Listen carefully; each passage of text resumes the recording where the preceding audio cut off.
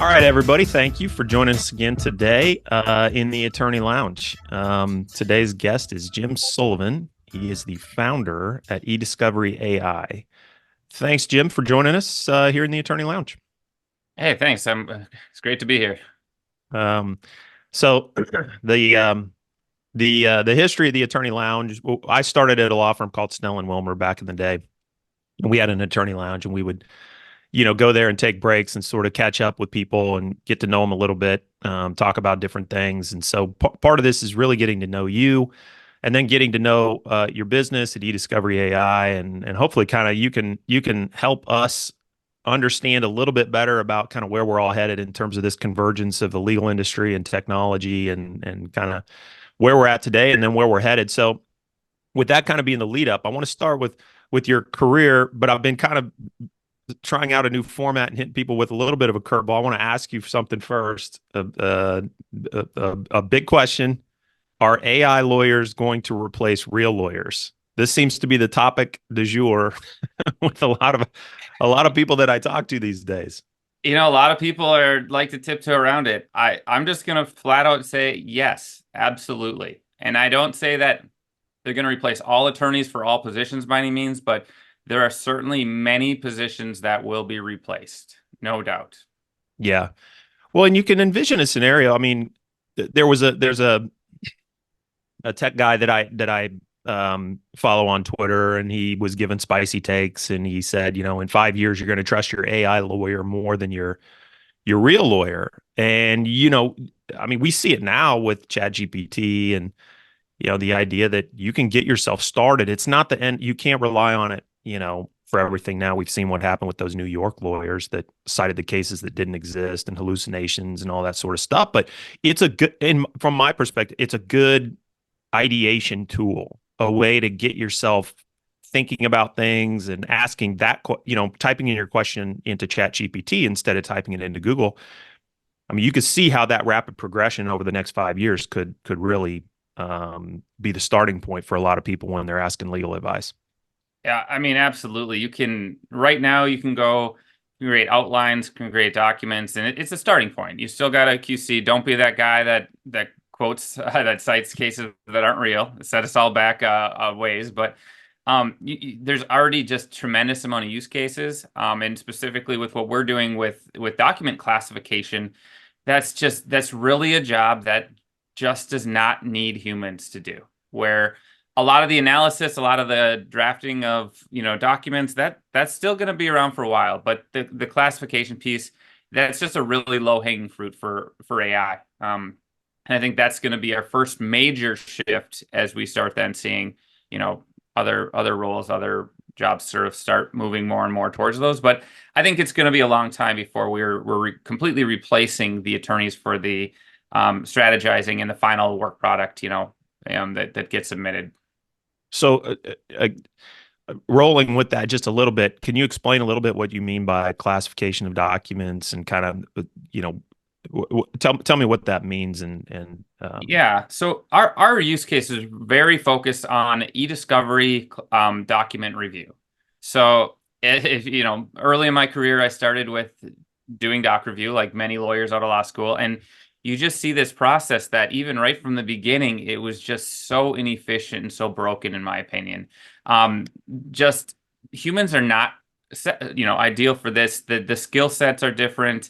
Where we're seeing AI is significantly better at classifying documents for relevance than humans right now, without a doubt. We've proven it. It's something that's very clear, and the speed, the cost, just everything. It's better. So when we're specifically talking about using human contract attorneys to classify documents for production and relevance for your case in an e-discovery situation.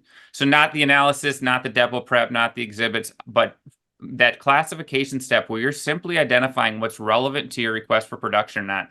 That's something that computers are just really, really good at. And that's something that they can do right now significantly better than a person. And I don't see any way that we're going to be able to compete with that as, AI gets faster, cheaper, better. It's just a matter yeah, of time. and it's becoming, the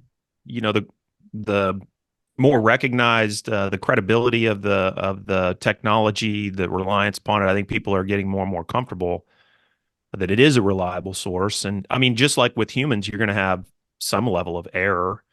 I Um, mean, but it's not even comparable. We're seeing, AI able to identify 95% of the relevant documents, humans identifying 70% of the relevant documents. wow. It's so far off where you're right though. The biggest difference I've seen with this technology over the past, kind of grew up with the predictive coding tar tools. But this one, people can see the results, see how it works. They can use ChatGPT. They can understand in a way that tar and predictive coding never could get to. So, they had a little bit more of a black box. It's just going to work. But here we can see the explanations as to why a document's relevant or not.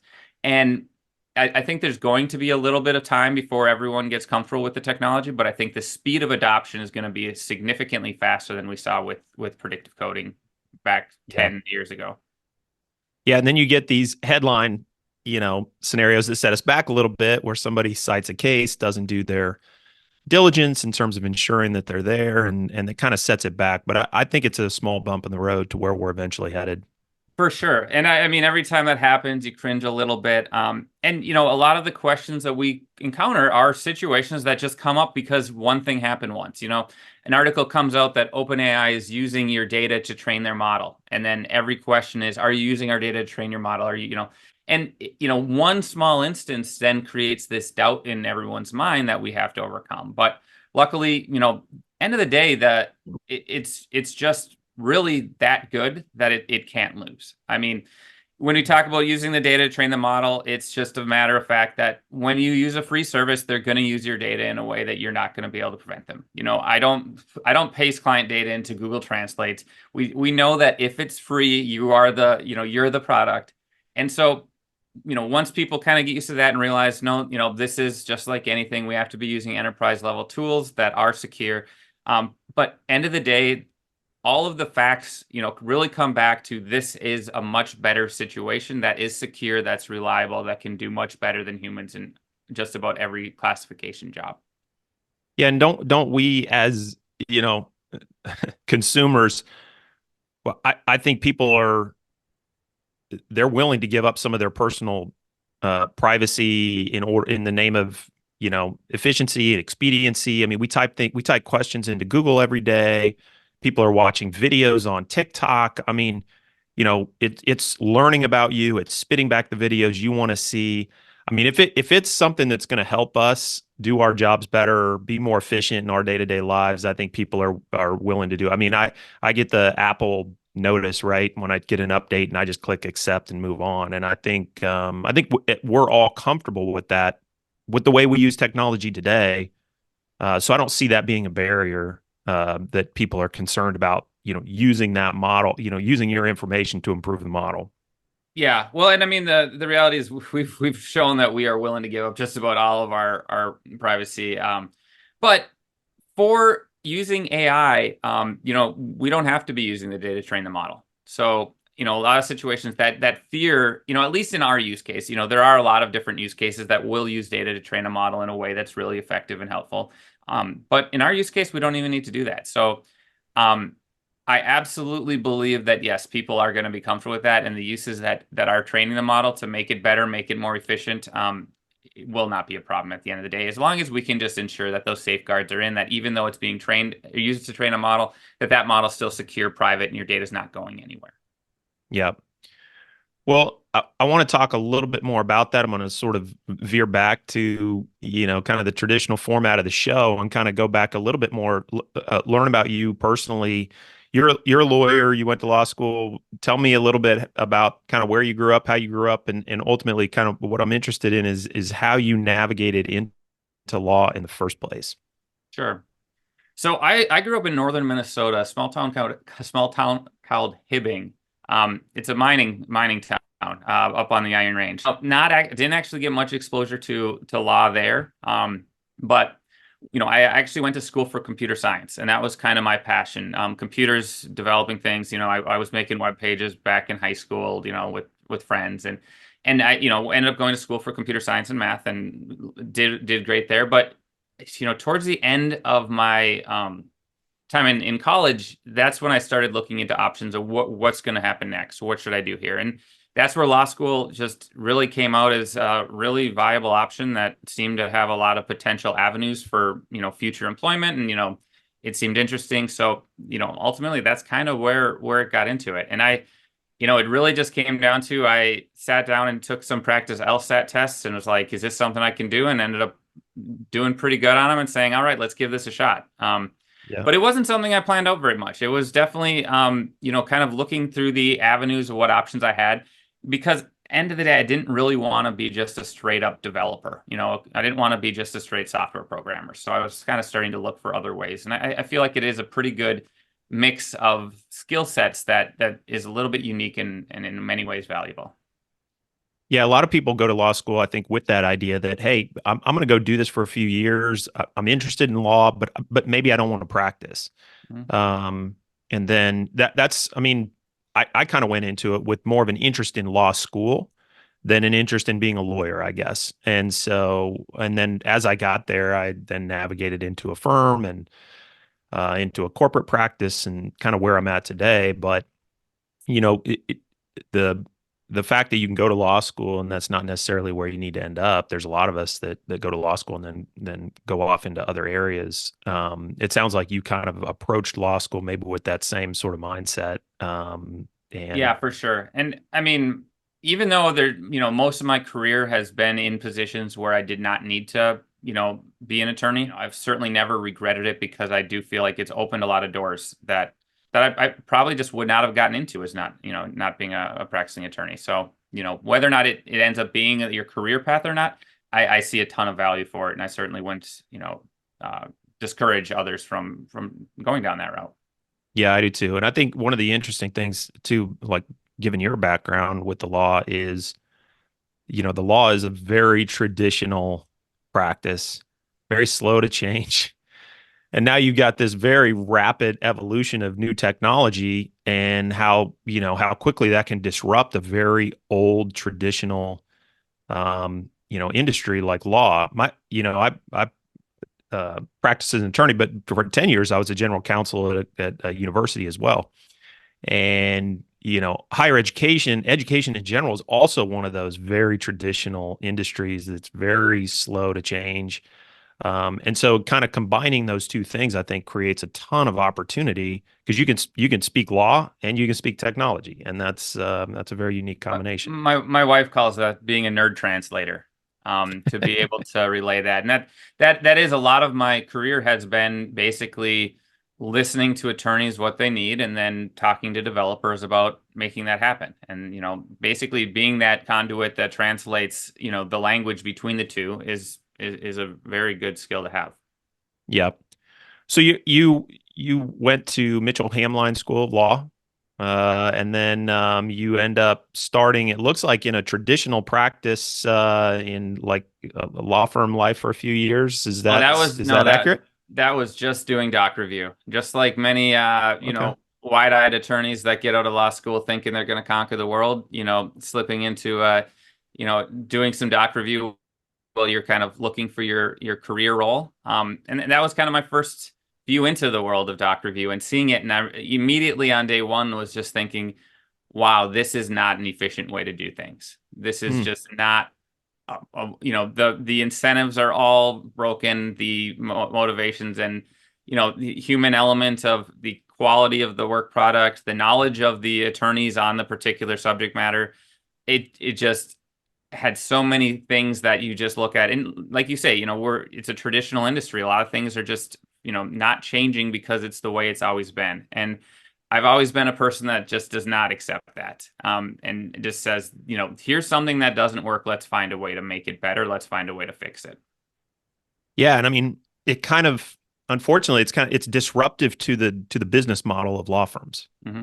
When technology is going to replace those first, second, third year associates, law firms aren't going to be the most receptive to make those changes, right? I mean, because a huge source of revenue for the firm. Yeah, and we saw with predictive coding, sometimes the incentives didn't necessarily align in a way that encouraged adoption, but we saw that we can get over that, and we saw the process, and how eventually things start moving in the right direction, and people are able to overcome that, And we're seeing that exact same situation here as AI comes out, where, you know, a lot of people were kind of resistant at first. A lot of our discussions really start out with, well, I'm not sure if this is going to be a tool that replaces any, contract reviewers. I'm not sure where this is going to fit into everything.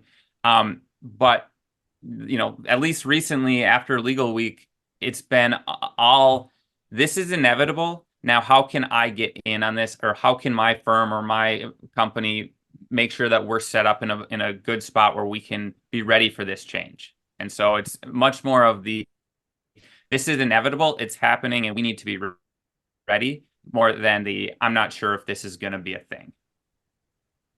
Yeah, and I think the earlier you can get on board, understanding that inevitability, the better off you're going to be.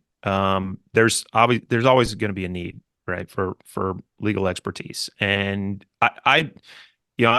we've all been around long enough, kind of see some of these patterns, play out. One small example of that for me early in my career was that the attorneys at my firm did not want to switch from WordPerfect to Microsoft Word.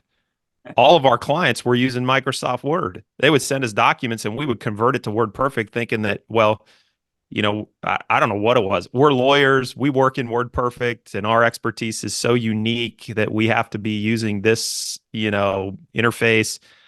So a few of us were like, man, forget that. We're figuring out Word. We're gonna, we went to the IT department, got Word uploaded, and we started, communicating with our clients. And so, there's just sort of this I don't know, this sort of mental block sometimes with folks to sort of say, no, this is the way I've always done it, and I'm going to keep doing it this way, versus keeping an open mind and seeing where where the industry's headed, and then getting on board quick. Yeah, I just don't get it. I just don't get the mentality that just being resistant to change, because there's so many benefits to being open to change. There's so many benefits to, in a lot of ways, the success of your firm, the success of your company, the profitability, all of these interests generally are in favor of change, and being, difficult to move forward on that is really just hurting yourself in a lot of ways. So, I think that we're not seeing it as much as we used to. But with some of the technologies that have come up previously, yeah, we've seen people that have trying to drag their feet throughout the entire process. Predictive coding. There were so many times where someone would say, "Oh, we like predictive coding, but we just don't think this is a good fit." Where it was just there was never a time that they were going to consider it, and honestly, I think most of the time they didn't even really understand it. But Yeah. Well, for people that don't know, like explain just a little bit about what predictive coding is too. Yeah. So, obviously with doc review, you're classifying documents to see whether they're relevant for production. So, you have to go through a set of documents, determine what's relevant, what's not relevant, what's privileged, what's not privileged. So, predictive coding started out about 2010, I believe, where we're starting to use machine learning strategies to train a model on what documents are relevant or not, and then using that model to predict relevance on the rest of your data set. So essentially, we can have a small set of documents that an expert is going through and reviewing to build this model and then make predictions on the rest of their documents. And, as we went along, there was a lot of different use cases and strategies that went along with that. And one of the most common was, called continuous active learning, or a prioritized review, where now you're just using coding decisions to build a model, which is then predicting how relevant the other documents are, and then moving the most relevant documents to the front of the review queue. So it's really nothing more than changing the order in which you review documents so the most relevant documents are at the front of the queue. And that's one of the things that we started seeing. There were a lot of people that said, we don't want to use predictive coding on our matter. Don't even talk about predictive coding. I'm not interested. And then when it came time to talk about their strategy of what categories are they going to use, what workflow are they going to have, I would ask them, when your reviewers check out a batch of documents, how do you want them batched out? Do you want them batched out in random order, by date, by custodian, or do you want the most relevant documents first? And every single time they said they want relevant documents first, even when they told me they didn't want to use predictive coding. So once we switch the messaging from let's use predictive coding to do you just want to prioritize your relevant documents, the adoption just went through the roof. I mean, we started having it. We always talked about you should be using this on every case, every time. There's no reason not to. And once we changed that messaging, it really started to be adopted on just about every matter that we came across, which I thought was telling that the technology itself wasn't nearly as scary as the way people perceived it. Yeah, it makes a lot of sense. I mean, I think you start with kind of what you know if you start talking with the tech, people get their eyes glaze over. People don't understand it. But if you just talk about the results and what you're looking for, um, it tends to make all the difference. And so, the perception of it, I think nowadays is changing much more rapidly. And I think the introduction of ChatGPT, so people can kind of see kind of themselves what we're talking about, I think that really helps a For lot. sure. I think a lot of people using it at home, just like a self-driving car where my wife at first was like, there's no way I'm letting this thing drive me. And then you start seeing it, you start really feeling it, and then you start seeing, okay, I start to trust this. I start to rely on this. I start to understand this. And frankly, there hasn't really been anything quite as powerful as ChatGPT that a person could just go in and start using and asking questions and understanding how it works and understanding how accurate it is. I think that's probably going to be one of the biggest things that moves the adoption as quickly as we're seeing. You think, yeah, that seems to be to me kind of as well. The Chat GPT, it's kind of a consumer facing product that people can start to wrap their head around. And once But they it understand it explains and it. yeah, It and they see the explains the how it can logic help so me. well. Yeah, Yeah. and like, how is this going to help me? Like, I don't want to understand, like, I mean, I turn on the faucet. I don't know how the water comes out, and I don't need to know. I just want it to be clean water. Yeah. And But so you when see it and people, you start using it and you start realizing, oh, it's reliable. My water's always clean. I can just start, I don't have to, I don't have to question it every single time I turn the tap on. I don't have to test it. I now start having just confidence that it's working properly. And yeah, everyone today is so much more used to technology. I mean, my kid is just using tech all day, younger generations not having any hesitancy.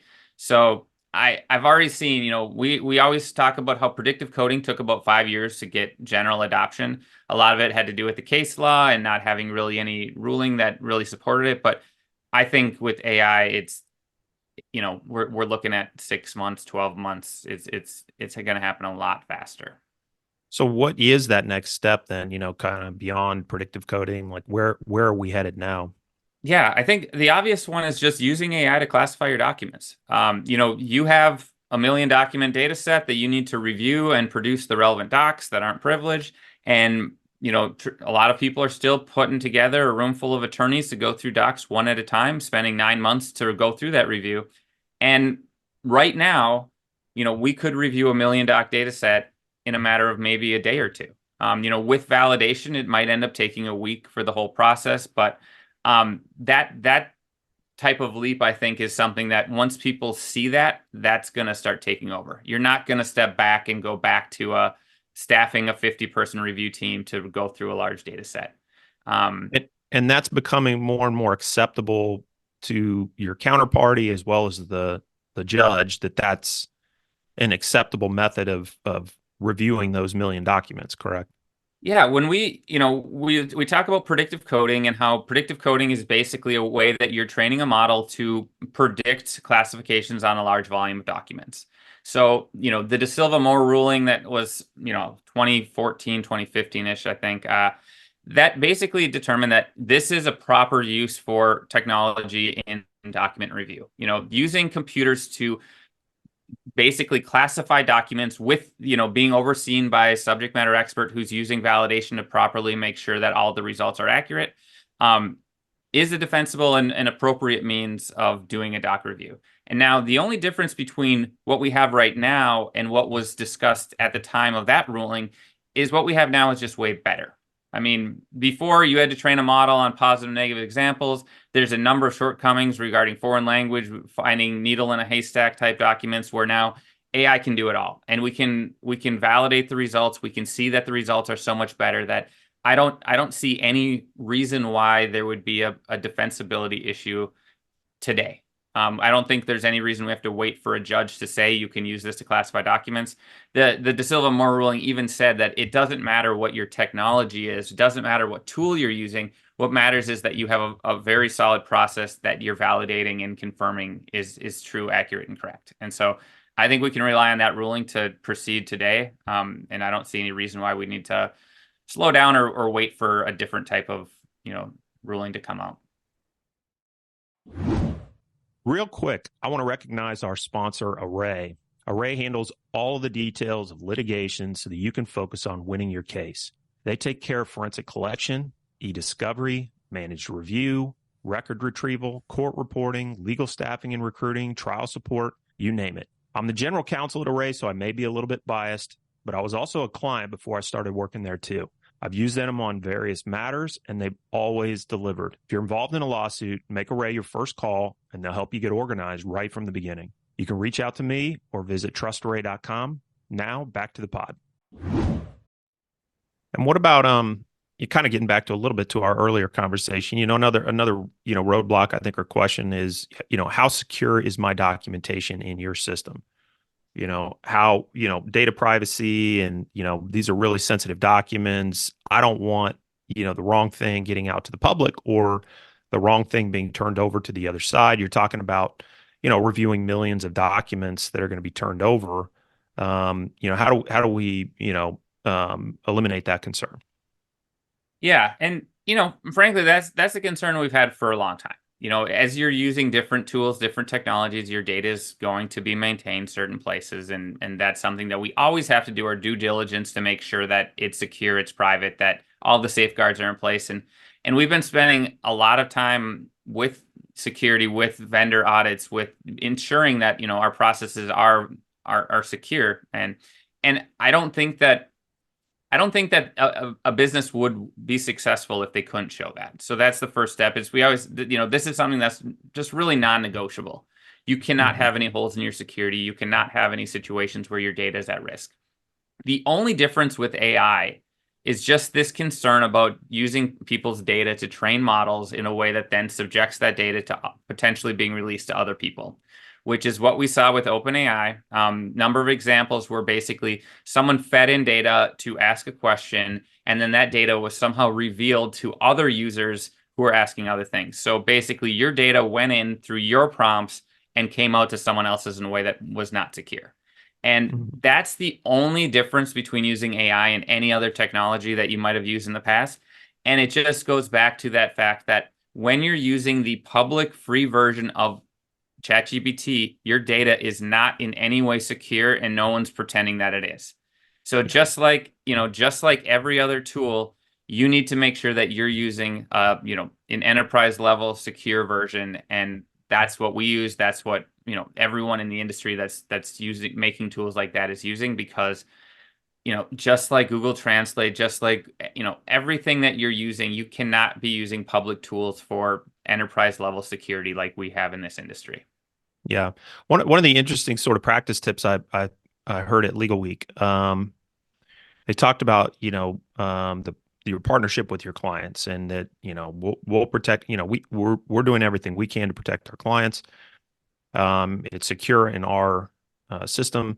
You go through, you do the discovery process, you cull the data down, you come up with a data set that then you then turn over to the other side. Now the other side has that. Now they might actually reveal information because they type your documents or upload your documents into a public facing, ChatGPT, something like that. So, getting agreement from the other side that they will also not utilize your data in that way was an interesting, when you think of like the stream and the flow of the information and where it's going, it might not be the client, it might not be the firm, and it might not be their eDiscovery vendor. Everybody in that chain may do everything in their power and ensure that it's all privileged and protected. But then once you turn some of that stuff over to the other side, then you've got another set of risks when Yeah, they're looking and at it. that's something I think that doesn't get talked about enough, because the reality is their incentives to maintain your security of your data are significantly lower than the people on your side.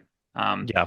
But Yep. it goes the same with anything. It goes with, when there's, maybe they're sharing emails within their firm and they're using unsecure methods, or they're, putting content into publicly available tools to translate, to review, to do whatever. So all the same risks that we've always had are still in play. And it just goes back to, making sure that everyone kind of understands best practices, that you just are not using ChatGPT on, the free public version for anything for a business standpoint. And I know a lot of law firms are actually banning, the use from within their firm. And we've actually built a number of custom private and secure versions of ChatGPT for law firms that allow them to basically use secure enterprise level tools inside their firm, and not just the public free versions. Yeah.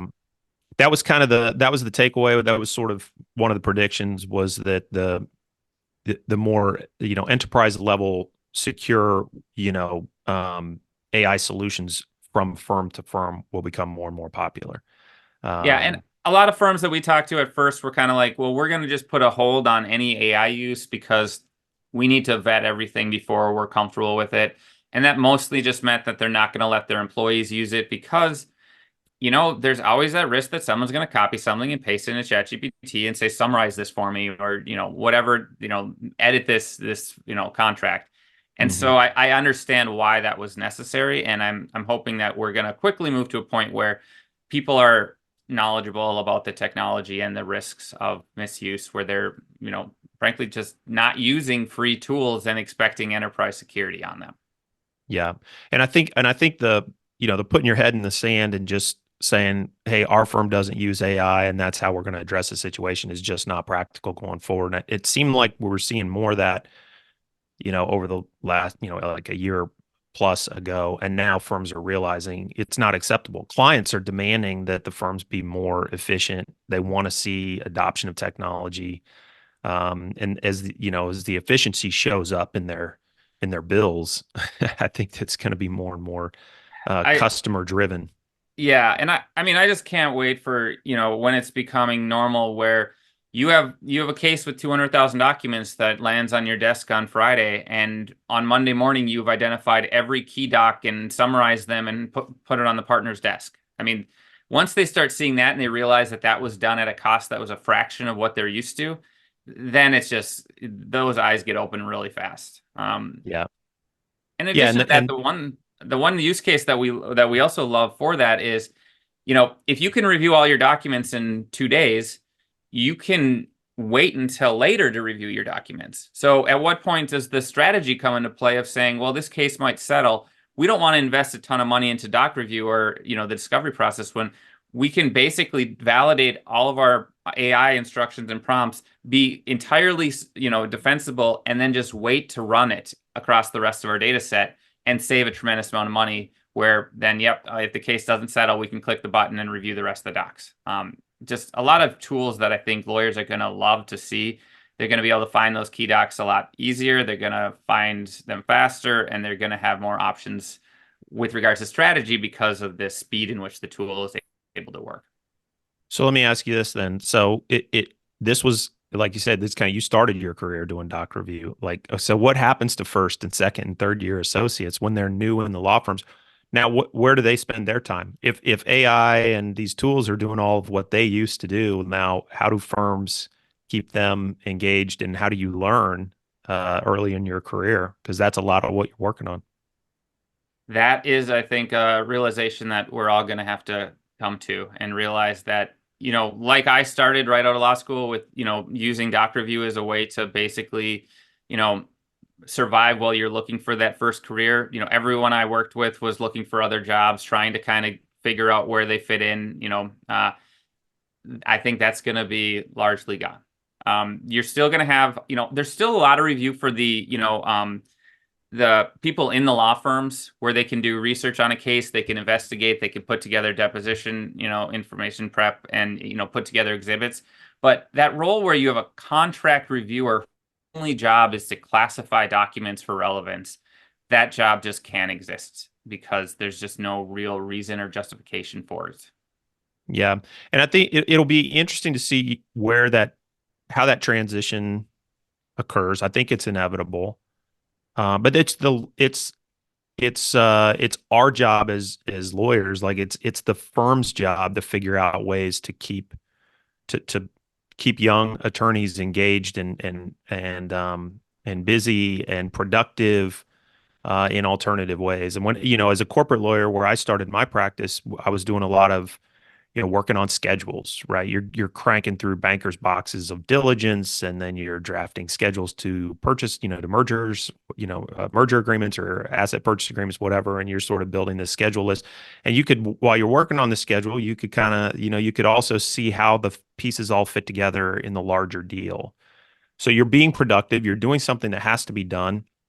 It's not hugely substantive from a legal standpoint, but it's work that has to be accomplished to complete the deal. And then you kind of learn how as someone put it to me early in my career, you learn the steps to the dance, you Yeah. know. And so how we keep younger attorneys involved in that, learning the steps of the dance, is going to be different. But that's on our end of responsibility, the law firm. It's not the client's responsibility.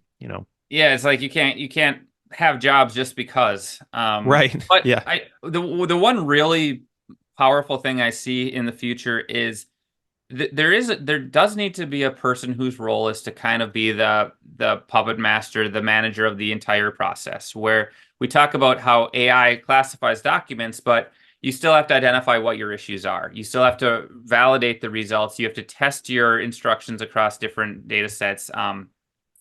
And then you have to sort out, okay, so here are our documents that we now have to do review for privilege, and here are documents we need to redact, and here are the outlying documents that maybe were too large for AI to handle now. And there's just a lot of pieces that you have to be putting together. And there's so many tools out there that are gonna, we're still gonna use keyword searches for culling. We're gonna use threading, deduplication.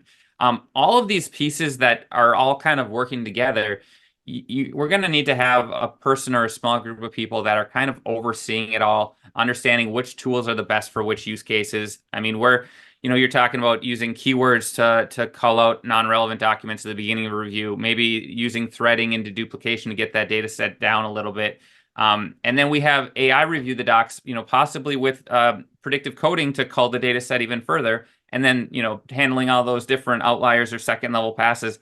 It does require a person who is very knowledgeable about the law, as well as technical and understanding all the tools available to them. And I think that job where you're kind of the one person review or maybe three-person review, that's kind of the way that I see the future going. Instead of thinking about it as replacing lawyers, I think that it's creating opportunities. And it's creating a lot of opportunity for people that are willing to roll up their sleeves and learn how this all works, because you're going to need that person to sort of manage this whole process. And just like we talked about at the beginning, it's going to have to be somebody that can speak law and Hmm. technology. Exactly. And I think that's going to get more and more valuable. That's right. If I was a young attorney right now, I would be going all in on understanding the tech side so I could basically run an entire review myself with different tech tools. That would be just the value of that would be tremendous right now. Yeah, and you're going to get exposure then to high profile litigation. You're going to, from that standpoint, you're going to see the steps to the dance. You're going to get more exposure. You're going to be hugely valuable to the client and to the partners. And then from there, you start to develop your own book of business. You start to move up the chain. You start to first chair some of these cases and stuff. But getting your foot in the door and getting exposure to some of these cases that everybody wants to be a part of, I think it's from the technology angle that you're going to get there. For sure. So going back a little bit, I'm going to retrace steps a little bit. You worked at eDiscovery for 9 years, and that's kind of where I'm assuming you kind of started to develop this expertise. Is that fair? Yeah. Yeah. So when I first started, it was Kroll on Track before the merger happened.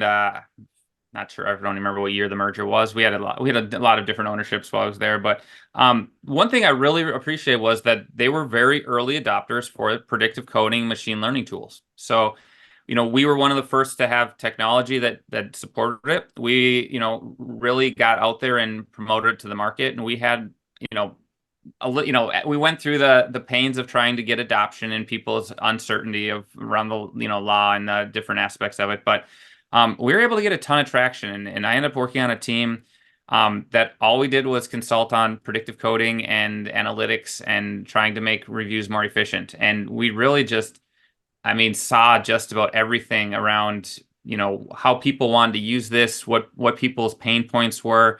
I think in all we supported well over 1,000 different cases using predictive coding in every way possible. We participated in different studies. I spoke at a number of events, really just fully engaged in this. And I saw this as kind of that first step of let's make this doc review process more efficient. Let's get rid of, let's eliminate some of the unnecessary waste that we're seeing in that strictly manual review and start to get a little bit better. And we saw some of that with the continuous active learning, prioritizing reviews. A lot of second requests would just do a training and produce documents without review. And then we started seeing people that were even willing to do that on regular cases. I always hear that, people say that predictive coding didn't quite take off like they expected or that the market thought. But what I saw was that there was a number of people that were using it on every case and saving an incredible amount of money. And there were a number of people that just weren't looking at it at all. I know some people that, their budgets went from $40 million a year spent on eDiscovery to 12. And most of that savings came just from doc review and the cost savings with predictive coding. So it still was incredibly effective, incredibly valuable tool that we'll be using for a very long time. But that was kind of that first step in slowly getting us to the point we're at now and getting people comfortable with the technology that honestly, without that step, we'd be in a situation that would be a lot harder to get people to adopt things now. Yeah. And I view it as a huge competitive advantage too. If you're willing to roll up your sleeves, figure this stuff out, and tackle it, like you can drive a huge efficiency in the way you manage your case, and you can create a massive competitive advantage for yourself. That's what I see that as, that should be the first thing everyone thinks of when they're seeing this is how can I be the best at this? Because, one thing we were a little concerned with early on was all of these companies have so much invested into traditional doc review that they seem to be either dragging their feet or intentionally trying to delay the adoption of AI. And I'm seeing it as I'm talking to more people, it's just a matter of you're only going to hurt yourself if you don't get into this early. And, most importantly, it's not about just diving in blindly. It's about starting to put together your processes where what we're starting to see with just about every company we're working with is it starts with they put together a team of people that are looking to investigate different AI use cases. They start looking at different tools like ours and others and start to get an idea of what they want to use. And then they really sit down and put together a strategy for, as a firm, as a software provider, how are we going to use this in our company? How are we going to offer this to our clients? And then put together that actual plan for, okay, who's going to support this? Who's going to be the one that's actually running it inside of, whatever tool we're using? Who's going to sell this? What our salespeople have to know? How are we going to train our salespeople to be knowledgeable and answer those questions? And so it really is a process that you need to go through. So you really are vetting things out and not doing things irresponsibly. And the earlier you get started on that, the better. Don't wait until you have a client, your biggest client comes in and says, hey, what do you have for AI? We want to start using it, because if you do it that way, you're going to make mistakes. Where if you start early, you really put together a thorough process and make sure that everyone's trained up on what they need, you're going to be in a great spot to be able to jump on it when those opportunities come up. Yeah, and I think one of the issues I see today is, my inbox is flooded with AI, like, AI sales calls, sales emails, like separating, the wheat from the chaff, right? Like what's real, what's just like a skin that's put over top of just ChatGPT. Like what's your advice for clients or law firms that are saying, I know I have to do this and I want to get started, but help me figure out where to begin. Yeah, the biggest piece is that there's not like, oh, we're going to adopt AI and that's that's our firm stance. It's actually, there are a lot of different use cases that we see out there, and you go to Legal Week and you see tons of different solutions, and all it comes down to is what problem is this tool trying to solve? And for the most part, from the eDiscovery perspective, we put things into two buckets. One is this is a fact-finding investigation tool where you're using AI to learn about your case. You're there to ask questions about who was involved in different products and being able to get immediate feedback with citations. Incredibly valuable tool, great way to learn about your case, understand things. And then we have, our tool and others that are basically doing the review and classification. Now, these are two completely different areas, completely different tools, and you have to be able to address them separately and say, okay, what do we need in this area? What do we need in this area? As well as if you want to use ChatGPT at your firm, what are we going to use for our secure in-house, AI option that we can just ask questions that we can feed documents into. Number of tools that will analyze contracts and just do a lot of different things, but it's not just I'm going to use AI and now we turn it on. There's different tools for different use cases and different problems, and we have to go through each and figure out what can this do to help our firm, and what areas do we really need the help. And that's why we feel like just being laser focused on classifying documents for doc review as our starting point is just a very, very clear approach to make sure that people aren't confused or trying to figure out what it is that we're offering. But I've seen just so many tools that are just, come out and say that that's just solving a different problem than we are. Yeah.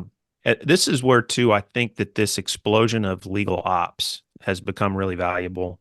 I mean, it sort of touches on the same thing we were talking about a little bit before, but maybe from an in-house perspective, which has been my experience, where I've been the last 20 years of my career as the general counsel of a few different companies, and relying on legal ops to sort of vet all of these different technologies, understand who's out there, go through a little bit of a beauty contest in terms of, vetting different vendors and understanding and learning what they can do and getting pricing and all that stuff. It's a huge headache. But there's a lot of people that are figuring this out, and they're not lawyers either. I mean, there's a lot of people that just understand tech, they understand the law, maybe paralegals or people that have been project managers around law. They understand how the pieces all fit together, and they can go through that process and figure it out, drive a ton of efficiency across a number of things. I mean, I'm a corporate securities lawyer, so there's a lot of things as a publicly traded company that you have to deal with every year in terms of your annual meeting and, preparing all your 34 act reports with your Ks and your Qs and proxy statements and all that sort of stuff. And you get a million vendors hitting you up just in that little sort of slice of what you have to do every day. Then you got litigation, you got contract management, you got, insurance, you got, so, as a sitting, from a GC perspective, it's not just litigation that we're dealing with. And I mean, there's a million different things that you have to be aware of and focused on. And so having people in that role of legal ops that can help you sort through that stuff, I just think is hugely valuable. And I think it creates a massive opportunity for people that For I think sure. is going to be big. The firms that I've seen do the best job are putting together, they'll call it an AI task force or whatever you want to call, and they're putting together a group of combination of legal experts with tech experts that are basically tasked with, let's learn about all these different tools, let's vet these different tools, let's test them. And so as we're going through our, the process of, putting together a strategy for their firm, this team is vital in understanding that piece. And I've seen a lot of firms starting to do this, as well as, end clients and vendors as well, that, they're putting together this group of people that are really there just to evaluate it. And I think that's a really smart approach. Yeah. So, talk a little bit about, I'm going to combine kind of two topics here. Tell us a little bit about your company, eDiscovery AI, and then talk a little bit about just being an entrepreneur in the legal industry. Like what led you to start this company, and then kind of what problems are you trying to solve? Yeah. Well, just to get started with entrepreneurship, I mean, so when I left eDiscovery in 2018, I went to go work with a partner of mine that I'd worked with for a little bit in the past to run basically a software company. And I love building things. I love tech. I love coming up with solutions. My favorite thing to do is for someone to come and say, "Hey, I have this issue that I'm struggling with, and how can what can you offer me as a solution to this, and what can we build and put together some options, if anything." So that's 2018 is where it really started. I've always just loved building stuff. I mean, I've definitely, a little bit more tolerant to risk than most attorneys. I don't like to think that I'm, out there taking risks as much as looking for opportunities that are, good, sound decisions. Hmm. So when, with our software company, we started working on AI tools when AI came out. Really, I've always been interested in technology, seeing new things. So when these clients came to us, and we mostly work with small businesses, most of them were in the service industry, plumbers, painters, electricians. They'd come to us and they'd say, "Hey, I have this problem." It started becoming more of a, well, here's a solution that we can use AI for. Here's a solution now we can have, AI generate comments and, respond to people. Or, if you're a one person, painter, we can have text messages auto responded to with different topics. And we started using AI as a way to, create solutions. And that's what got us to this point where we started using AI for classification on different things. And it was like, well, hold on a minute. This is just doc review. So that's when the wheels started turning and saying, well, okay, let's do some testing. Let's see how this works. And found out that it's phenomenal. The ability to classify documents is just absolutely perfect. So, that's what got us started. I went to my partner and said, this is an opportunity I think we're really, should be looking at and considering. And I kind of explained to him how everything works and everything. And he's like, I'm in, let's do this. So he's a technology guy and sees opportunities as well. And the biggest thing for me is, as a guy who's been through a computer background with some law experience, that's done some doc review, that spent a decade trying to find better ways to do doc review.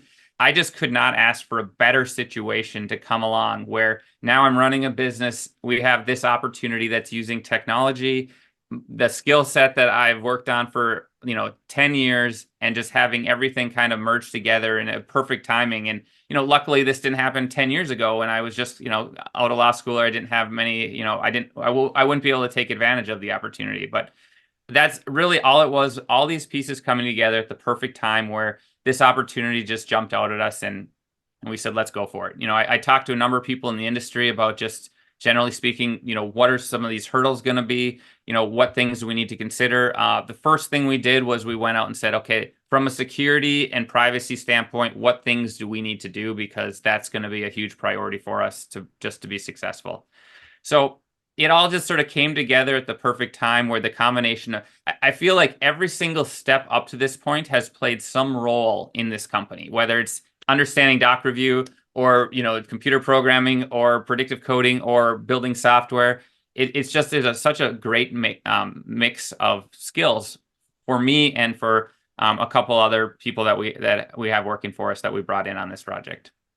Yeah, it's And kind so, of a convergence of experiences throughout your career that are just led to this moment, and now here you are. And so, how did Legal Week go? Did you get a lot of interest? Legal Week's fantastic. I had a blast. I mean, I've been at Legal Week, back legal tech for, a number of years. And this is the first time, we got to put in our own thing, and it was exciting. And, it just, talking to people, obviously, it's something I really love. And we got a lot of interest, a lot of excitement. It really, was everything I'd hoped it would be. We always kind of expect that there's going to be some hiccups or problems. And fortunately, we just, we had a fantastic week. Everything came together really well. I'm really happy with, our marketing. Turned out fantastic. Thanks to Naima. She put everything together perfectly. So really happy. I think that was, really helped us get extra traction. And we're already seeing the results of that coming in now.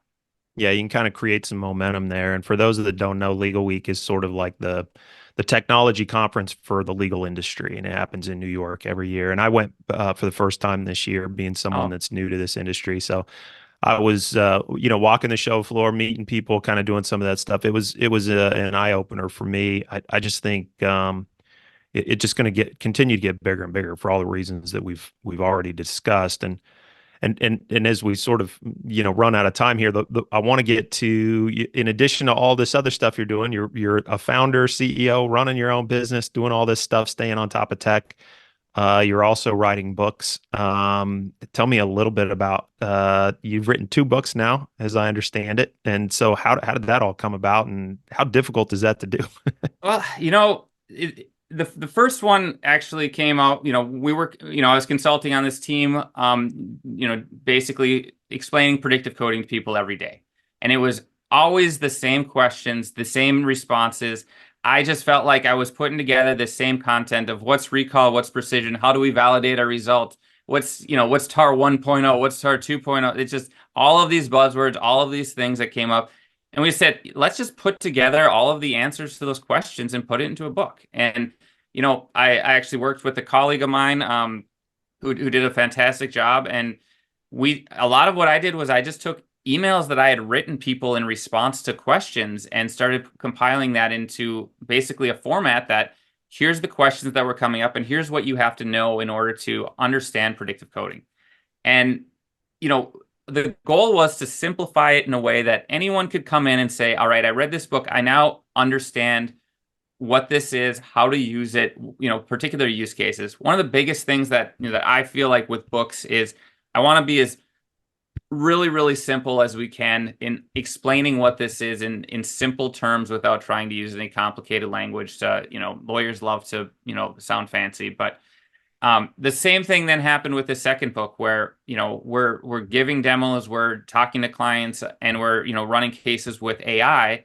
Same exact questions are coming up. Questions that, we've already talked about a lot about, oh, what about hallucinations? How secure is my data? How does AI work? How do I validate the results? And just making sure that all of those answers that we get asked in, all of the demos, all of the introduction meetings we have, let's put that in a book so people can just understand the true answer to each of those questions in a really simple format.